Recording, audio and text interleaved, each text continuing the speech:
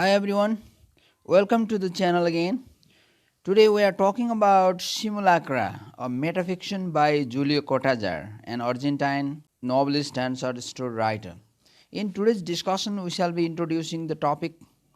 There shall be summary and thematic analysis, and finally there will be explanation of some important lines from the text.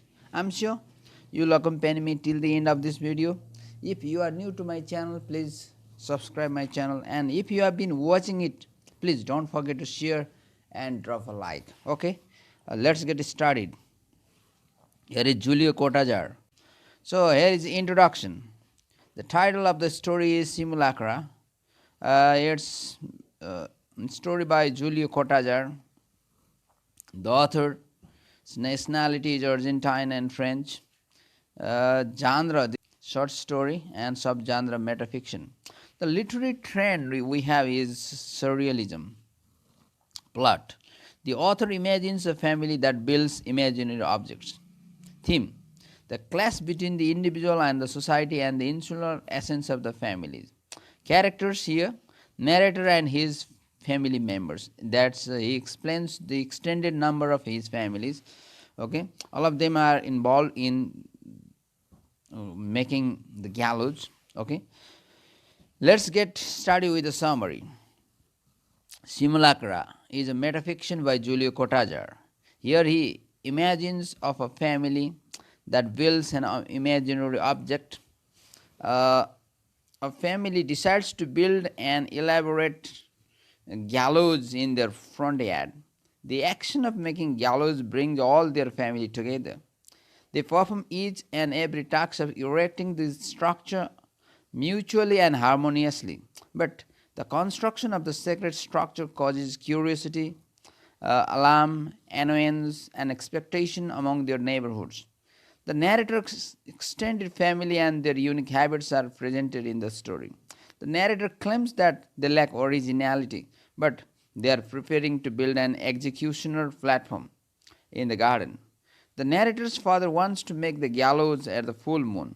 The construction is going on the full moonlight. The narrator goes out to collect the material, and his sisters practice the howl of the wolf. There will be a flesh to hang or to cut the head of the criminal according to the case, but because of the cost of the flesh could not be built as planned earlier. They have been working to build since Sunday afternoon. All the family members are engaged in making it happen. On Monday, they continued with the work. The building site is protected by the strong fences so that no one could interfere. The neighbors crowded outside close to the railings in order to know what they are doing. They presented and even threatened the narrator's family. They tried to pull out the popular trunk while the family was pulling in, but the family won the tug of war and the wheel was set on the trunk as planned.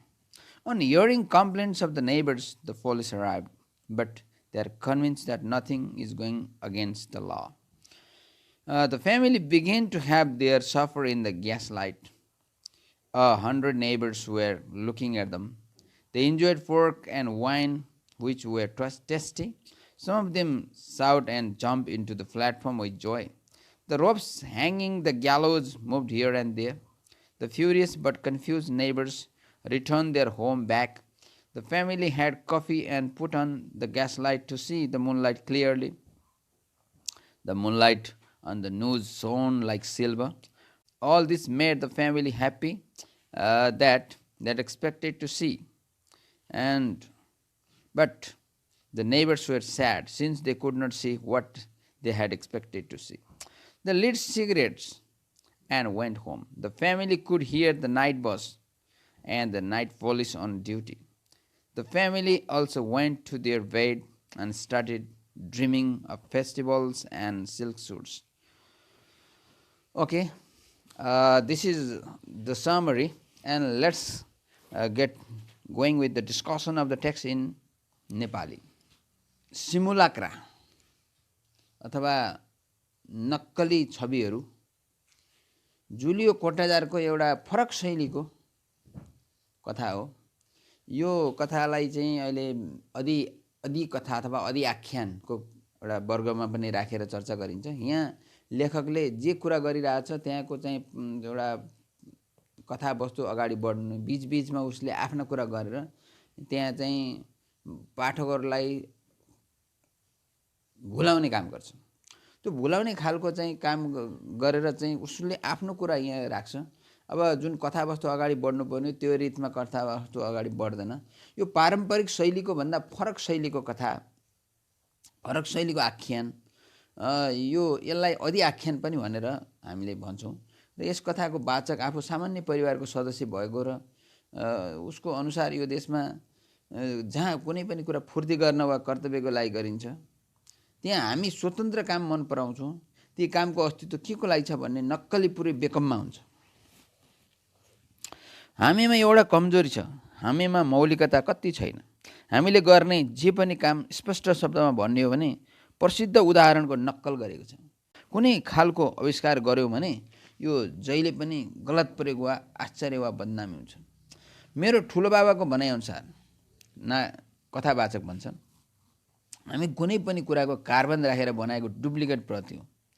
मौलिक प्रतिबाट हामी फरक केमा हुन्छौँ भने हाम्रो कागज अर्कै हुन्छ, रङ अर्कै हुन्छ र अन्तिम परिणाम अर्कै हुन्छ। मेरी साइली बहिनी आफूलाई एन्डरसनको यान्त्रिक जुरेली चरासँग दाँच्छे। उसलाई बढाइ चढाइ गरेको कुरा मन पर्दैन। हामी थुप्रै छौँ र हाम्रो यत्रो ठुलो परिवार हम्बोल्ड सडकमा बस्छौँ। हामी काम त गर्छौँ तर यस विषयमा कुरा गर्न गाह्रो हुन्छ, किनभने यसबाट सबैभन्दा महत्त्वपूर्ण तत्त्व नै हराएको हुन्छ। काम गर्ने बेलाको चिन्ता र आशा आश्चर्य यति बढी हुन्छ, परिणामभन्दा बढी महत्त्वपूर्ण हुन्छ। विपत्ति र असफल काम यति धेरै हुन्छ कि सारा परिवार तासको किल्ला जस्तै गर्ल्याम गुलुममै ढल्छन् अनि सारा दिन हामी रोएको वा हाँसेको बाहेक अरू केही सुन्दैनौँ। हामीले गर्ने कुराको वर्णन गर्नु भनेको खाली ठाउँ भर्ने तरिका होइन, किनभने कहिले हामीसँग पैसा हुँदैन, कहिले हामी जेलमा हुन्छौँ, कहिले भने बिरामी परेका हुन्छौँ, कहिले कोही मर्छ। यस्ता कुरा गर्दा मलाई दुःख लाग्छ। कथावाचक चाहिँ एउटा भावुक हुन्छ, उसले एउटा वास्तविकता खोल्छ। कहिलेकाहीँ कोही इमान्दार भएर बाँच्न थाल्छ, कोही गरेको बाचा पुरा गर्दैन, कोही हामीलाई गाली गर्छ, कोही नकारात्मक दिशातिर जान्छ। तर यसबाट हाम्रो अवस्था डरलाग्दो छ वा हामी ज्यादै दुःखी छौँ भनेर निष्कर्ष निकाल्नुपर्ने कारणै छैन। निम्न मध्यम वर्गीय परिवार बस्ने ठाउँमा हामी बस्छौँ। हामी त्यति सम्पन्न मान्छे होइनौँ। गरिबीले हामीलाई व्याप्त सताएको छ। मौकाले पाएको हरेक काम हामी गर्छौँ, नत्र जीवनको जिउने उपाय नै छैन। नयाँ नयाँ विचार लिएर हामीलाई कार्यान्वयन गर्न हामी सक्षम छौँ। हामी नयाँ नयाँ विचारलाई कार्यान्वयन गरेर हामी आफूलाई चाहिँ अब्बल साबित गर्न सक्षम छौँ। उदाहरणको लागि अपराधीलाई फाँसी दिने ठाउँ। यो अहिलेसम्म यो धारणाको जन्म कसरी भयो भनेर कसैले भन्न सकेको छैन। तर मेरी पाँचौँ बहिनी के भन्छ भने यो मेरो काकाको छोरा, उसको दाइ को एउटा धारणा थियो। तर मेरो ठुलो बा जोड दिएर भन्नुहुन्छ कि यो कुरा उहाँको मनमा रहस्यमय उपन्यास पढेपछि आएको थियो। मूल रूपमा भन्दा यो कुरा हाम्रो लागि त्यति महत्त्वपूर्ण छैन र यसको कार्यान्वयन गर्नु यसको महत्त्वपूर्ण पक्ष हो। यो कसले गर्यो, कसले चाहिँ सुरु गर्यो, यो सिद्धान्त कसले ल्याएर यो सम्बन्धी धारणा कसले ल्यायो भन्ने कुरो छैन। त्यसलाई त्यति महत्त्व मानिन्न। तर यसको कार्यान्वयन कसरी गर्ने यसको महत्त्वपूर्ण पक्ष हो। त्यसैले म मन नलागी पनि के भन्छु भने यो बर्खाको अपराह्नमा त्यति सुनसान अनुभव हुने छैन। कथा लेख्ने, कथा भन्ने मान्छे ऊ चाहिँ आफू चाहिँ सत्य छन्, अरू चाहिँ नक्कली छन् भन्न पनि ऊ चाहिँ पछि पर्दैन। अनि उसले के भन्छ भने घरको अगाडि बगैँचा छ। हम्बोल्ड स्ट्रिटमा घर अगाडि बगैँचा हुनु भनेको साधारण कुरा हो। यो बगैँचा वर्णनभन्दा ठुलो छैन, तर सडकको पेटीभन्दा 3 सिँढी अग्लो छ। यसले गर्दा यो राम्रो मन जस्तो देखिएकाले यहाँ फाँसी दिने ठाउँ बनाउन गजबको हुन्छ। यहाँ फलामे बार र ढुङ्गाको पर्खाल पनि छ र बारभित्र भएकाले बटुवाको उपस्थिति नै नभई निर्माण गर्न सकिन्छ। अझ भनौँ न घरभित्र नै जस्तो निर्माण गर्न सकिन्छ। उनीहरू बार वरिपरि घन्टौँ अल्मलिए पनि हामीलाई फरक पर्दैन। हामी अब पूर्णिमाको दिन बनाउन सुरु गर्नेछौँ भनेर बुवाले आदेश दिनुभयो। दिउँसो हामी लामो काठ र फलाम लिन अनि हामी गोदाम घर गयौँ। मेरो बहिनीहरूले बैठक कोठामा ब्वाँसोको आवाज निकाल्ने अभ्यास गरे र घरै बसे। फाँसी दिने ठाउँको रुखले ब्वाँसोलाई आकर्षित गरेर चन्द्रमातिर फर्केर चिच्याउन लगाउँछ भनेर कान्छी काकीले भन्नुभएको थियो। किल्ला र अन्य सामान ल्याउने जिम्मा मेरो ठुलो बाबाको छोरालाई दियो। ठुलो बाले योजनाका खाका कोर्नुभयो अनि मेरी आमा र अर्को काकासँग यातना दिने विभिन्न उपकरणको प्रकार र गुणको बारेमा छलफल गर्नुभयो। त्यो छलफलको अन्त्य भएको कुरा मलाई सम्झना छ। अग्लो मञ्चमा फाँसी दिने ठाउँ, तख्ता र पाङ्ग्रा बनाउने अनि अपराध अनुसार यातना दिने वा त्यो टाउको छिनाल्ने खुला ठाउँको बन्दोबस्त गर्ने निर्णय उनीहरूले कडाइका साथ गरे। ठुलो बालाई त्यो संरचना आफ्नो सुरुको धारणा भन्दा अलिक कमजोर अगतिलो लाग्यो। उहाँले पढेको र यस्तो होस् भन्ने उहाँले चाहनु भएको थियो, तर त्यो चाहिँ त्यो अनुसार नभएको हुनाले अलिक कमजोर भएको हो कि अति राम्रो नभएको हो कि भनेर उहाँलाई लाग्यो। तर अगाडिको बगैँचाको क्षेत्रफल, त्यहाँको मौजुदा अब चाहिँ त्यहाँको जग्गा, त्यो बगैँचा र निर्माण सामग्रीको लागतले परिवारको महत्त्वाकांक्षालाई सीमित पारे हुनाले यसलाई पनि अब ठिकै छ भनेर चाहिँ त्यसलाई त्यो खालको अवस्थामा पुग्नुभयो। आइतबार अपराह्न पास्ताको खाजा खाएर हामीले निर्माण कार्यको थालनी गऱ्यौँ। छिमेकीले के सोध्लान् भन्ने कुराको मतलब हामीले कहिले नगरे पनि हेर्न आउने केहीले घरमा ठाउँको कमी भएकाले 1-2 तला थप्न लागेको हो कि भन्ठाने। हाम्रो घरभन्दा पारिपट्टिको डनक्रेस्टा पहिला छक्क परेर अनि त्यस्तो खालको मञ्च किन बनाउन लागेको भनेर प्रश्न गरे। मेरा बहिनीहरू बगैँचाको एउटा कुनामा बसेर बेला बेलामा बाँसोको आवाज निकाल्ने अभ्यास गर्दै थिए। थुप्रै मानिस जम्मा भए, तर रात नपरुन्जेल काम गर्दा हामीले मञ्च र 2 जोर सिँढी बनायौँ। एउटा जोर सिँढी अपराधीको लागि पाठ गराउने पुरेतको लागि र अर्को चाहिँ फाँसीको सजाय पाउनेको लागि, किनभने दुवैजना एउटै सिँढीमा उभिन त सक्दैनथे। सोमबारको दिन परिवारको एक भाग आफ्नो काम र पेसामा गए। जे भए पनि जसरी भए पनि गुजारा त चलाउनु पर्यो। अनि बचेका हामी फाँसी दिने खम्बा ठड्याउन सुरु गऱ्यौँ। त्यति बेला अपराधीको जोर्नी फट्याएर पीडा दिने उपकरण र पाङ्ग्राको नमुना खोज्न मेरो ठुलो बाले प्राचीन कालको चित्र हेर्नुभयो। उहाँको विचारमा राम्ररी मुठारेको लहरे पिपलको गिँडको अलिकति नमिलेको खम्बामा पाङ्ग्रालाई सकेसम्म माथि राख्ने र उहाँलाई जिस्काउन मेरो माइल दाजु र काकाका छोराहरू भारी बोक्ने ट्रक लिएर लहरे पिपल खोज्न जानुभयो। ठुलो बा र मेरी आमाले त्यसमा मैले तयार पारेको फलामे पाङ्ग्रामा तार लिएर बिचमा राख्ने घुर जोड्दै हुनुहुन्थ्यो। धुर बहिनीहरू बैठक कोठामा बसेर बुवासोको आवाज निकाल्दै चिच्याइरहेका थिए र छिमेकीहरू फलामे बारमा भिड लागेर आफ्नो मनको भाव प्रकट गर्दै थिए। अनि रातो ओछ्यान र बोटको बिचमा फाँसी दिने ठाउँको कालो छाया उठेको थियो। अनि तपाईँ त्यहाँ मेरो सानो काका फाँसी दिने खाडलको दुवैतिर गोडाले टेकेर मान्छे झुन्ड्याउने डोरी अडाउने अङ्कुशे ठोक्न र मान्छे झुन्ड्याउने डोरीको गाँठो मिलाउन लाग्नु भएको थियो। कामको यो चरणमा सडकमा हिँड्ने मानिसहरूले हामीले के बनाइराखेका थियौँ भन्ने कुरा थाहा पाइसकेका थियौँ। अनि धम्की र विरोधका सामूहिक स्वरले त्यस दिनको श्रमको अन्तिम फल दिन पाङ्ग्रा उचालेर ठिक ठाउँमा राख्न स्वीकार्य प्रोत्साहन दिइरहेका थिए। अराजक खालका केही दर्शकले मालदाजु र मेरा काका छोराहरूलाई उनीहरूले भारी बोक्ने ट्रकमा हालेर ल्याएका लहरे पिपलको त्यो गजबको थामोभित्र लैजान विरोध गरिरहेका थिए। त्यहाँ लान दिए अवरोध खडा गरेका थिए। हतोत्साहित पार्न गरिएको त्यो तानातानको लडाइँकोमा परिवारले अनुशासित भएर पुरा शक्तिको प्रयोग गरी र जरामा अल्झेर आएको बच्चोसहित थामोलाई बगैँचाभित्र सजिलै पुर्याउन सफल भयो। अरू हारे। हामी चाहिँ यो खिचातानी एउटा प्रतिस्पर्धा जस्तैमा टग अफ वार भन्छ त्यसलाई, डोरी तान्ने जस्तै यहाँ चाहिँ मुढा तानेर कसले तानेर जित्ने। अनि त्यसपछि हामी सफल भयौँ। मेरो बुवाले व्यक्तिगत तवरले यो बच्चालाई उसका चिडिएका बाआमालाई बारबाट बिस्तारै छिराएर दिनुभयो। अनि हाम्रो ध्यान भने थामोमाथि पाङ्ग्रा राख्ने ठुलोबाले सोच्नुभएको अनि छोराहरूले सहयोग गरेको काममा केन्द्रित भयो। प्लेटफर्ममा परिवार जम्मा भएको बेलामा प्रहरी आएर कति राम्रो फाँसी दिने ठाउँ बनाएको भनेर राम्रो टिप्पणी गर्यो। मेरी माइली बहिनी एक्लै गेटमा उभिएकी थिइन्। त्यसैले प्रहरी सहायक कमिसनरसँग कुरा गर्ने पुरै जिम्मा उनीमाथि छोडिएको थियो। उनलाई फकाउन उनलाई त्यति कठिन भएन, किनभने गैर कानुनी कार्य गर्नेलाई मात्र लक्षित गरी थालिएको यो निर्माण कार्य हाम्रै घरको हातभित्र थियो। छिमेकीहरूले गरेको उजुरी, शत्रुता र ईर्ष्याको परिणाम थियो।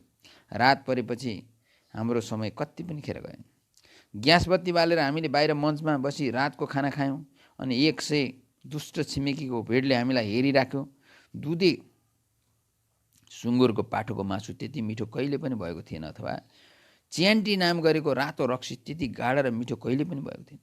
उत्तरतिरबाट आएको हावाले फाँसी दिने ठाउँमा झुन्ड्याएको डोरी बिस्तारै यताउति हल्लाइराख्यो। कौवा बसेर खाना आएको हो कि जस्तो लागेर र्याकको पाङ्ग्रा 1-2 पटक चुइँ चुइँ गरेर करायो। दर्शकहरू अस्पष्ट शब्दमा धम्क्याउँदै फर्कन थाले। फलामे बारमा यताउति डोल्दै 20-30 जना जति त्यहाँ बसे। उनीहरू कुनै कुराको प्रतीक्षामा भएको जस्तो देखिन्थ्यो। कफी पिएपछि हामीले चन्द्रमा देख्न सकियोस् भनेर बत्ती निभायौँ। बार्दलीको बारमा चन्द्रमा देखिन्थ्यो। बहिनीहरूले बुवासोको आवाजमा फेरि निकाल्नलाई फेरि चिच्याए अनि काकाका छोराहरू र काकाहरू मञ्चमा फड्किनुभयो र यसरी फड्कँदा मञ्चको जङ थर्कन लाग्यो। पछि चुपचाप लाग्दा जुनको उज्यालो फाँसीमा झुन्ड्याउने डोरीको गाँठोमा पर्यो अनि चाँदीको घेरा भएको बादल पाङ्ग्रामा फैलिएको जस्तो देखियो। यो सब हेरेर हामी दङ्ग परिराख्दा बाहिर बारमा भएका छिमेकीहरू कुनै कुराले नभएकोले निराश भएर भुतभुताउन लागे। कोही चुरोट सल्काउँदै थिए, कोही भने फर्कँदै थिए, कसैले पाइजामा लगाएको थिए, अरूहरू बिस्तारै हिँड्दै थिए। अब सडक खाली भयो। प्रहरीले रातको गस्ती गर्दा टाढा सडकको पेटीमा लट्ठी बजारेको आवाज आयो अनि 108 नम्बरको त्यो बाटोमा चल्ने बस बेला बेलामा आउँथ्यो। हामी पनि सुत्न गइसकेका थियौँ अनि चाडपर्वको हात्तीको र रेशमी सुटको सपना देखिरहेका थियौँ। यसरी जुलियो कोटाजारले एउटा फरक शैलीको कथा, फरक विषयवस्तु र अब भनौँ एउटा बिम्बात्मक संरचनालाई चाहिँ एउटा रोचक तरिकाले यहाँ प्रस्तुत गरेको छ। अब लेखकको अनुसार कथा अधि आख्यान, यहाँ कथाकार आफै कथा भन्दै जान्छ अनि बिचमा चाहिँ उसले आफ्ना कुरा गर्छ। तर यहाँको के छ भन्दाखेरि यिनीहरूले जुन संरचना बनाए, जे धारणा यिनीहरूले पेश गरे, जे खालको चाहिँ गर्दाखेरि एउटा अचम्मको चाहिँ एउटा वर्तमान अवस्था, विषम अवस्थाको चाहिँ उसले लेखकले एउटा चिन्तन गरेर यहाँ लेखेको पाइन्छ। That's all with the discussion in Nepali. Now, here is the theme of Simulacra. The two central themes in this metaphoric short story are the clash between the individual and society and the insular essence of families. The theme related to the title, Simulacra, is the clash between the need for doing and the ambiguity of doing. We do things, but the most important element of doing are missing. Now here is analysis. Fiction is not reality, but the illusion of reality. The writer of fiction is a verbal magician whose aim is to deceive us into accepting a collection of words as the equivalent of actual experience. In recent years, this deception has weighed on the consciousness of certain writers to such an extent, and they have felt obliged to write about it. Rather than deceiving the readers by pretending to tell them what is true, these writers hope to make the readers aware of the truth about the deception that is fiction. We call such writing about the fiction in the form of fiction metafiction. Julio Cortazar's Simulacra is an example of metafiction. He imagines a family that builds imaginary objects. Here, Cortazar aims to make the readers aware of the deceptive side of a fiction. He beautifully images the storyline, characters and their plan according to his own artistic design. The narrator and his family are like fictional or imaginary characters. They are like carbon copies of identical with the original, except another color, another paper, another product. That is certainly a metafictional reference. The narrator and his family lived on Humboldt Street. There are a lot of them living in that place, but ironically his family members were only uncommon ones. Of course, uncommon in the sense that they were different from others and they wished to have innovation. His house had a garden in front of it, and that was an uncommon thing in that locality. Next innovation was something very surprising for the neighbors. Simulacra is about a family that decides to build and elaborate on a reasonably high platform upon which would be constructed the gibbet and a rack and wheel with an open space which could be used for texture or beheading depending upon the case. The purpose of constructing the gallows is not clear, but ending gives Sen clues of dreaming of fiestas, elephant and silk suits, and also some clarification. The building of such construction in the front yard brings everyone even close together, while causing the entire neighborhood to go through various stages of curiosity, alarm, annoyance, and expectation, leading up to wonderful day of the gallows completion. They were so happy that it was a pleasure, but neighbors were disappointed. Whether real or imaginary, the story is a metafiction describing a real issue of fiction, and that anything new is not easily accepted. Uncommon things are not accepted easily. Any kind of innovation is merely a substance of spite, which we can feel from disappointed realization, threats, and protests from the neighbors. Simulacra introduces the narrator's large extended family and some of his peculiar habits.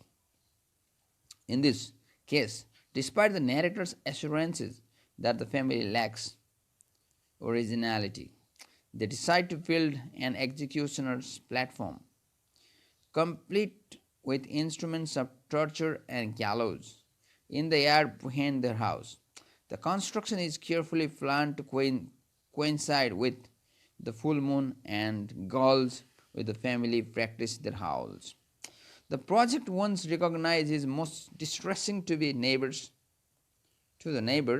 but because the building site is protected by the strong fence, they are helpless to intervene. When the gallows is eventually erected, the family yet suffer on the platform, watches the moon rise and eventually goes off to bed. The neighbors seem disappointed, perhaps because they had feared and eagerly anticipated that the instruments would actually be put to use. What this family does aside from their respective employments and occupations is to undertake jobs that are neither original nor meaningful. They like jobs that exist just because simulacra, which are completely useless. Whether real or imaginary, the story is a metafiction which describes a real issue of fiction that anything new is not easily accepted. Uncommon things are not accepted easily. And any kind of innovation is merely substance of spite, which we can feel from the disappointed realization, threats and protests from the neighbors. Metafiction is uncommon among different common fiction works. Simulacra, which is mere imagination, is representation of mind in the form of literary work.